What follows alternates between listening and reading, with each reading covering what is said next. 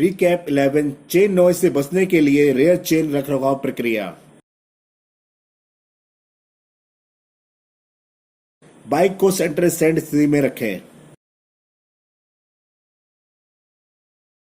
मिट्टी धूल को हटाएं और नरम कपड़े के साथ श्रृंखला को साफ करें।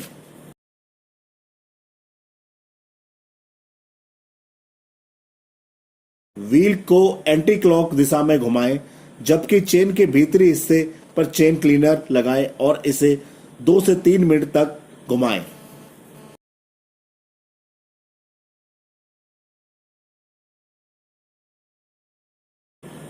नरम कपड़े के साथ साफ करें। अब चेन लुब्रिकेशन के लिए तैयार है।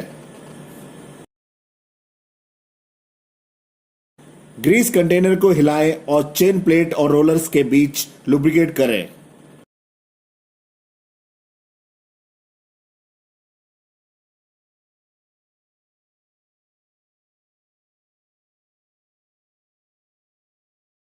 पाँच से 10 मिनट के लिए लुब्रिकेशन करें और उसके बाद अतिरिक्त लूब को हटा दें।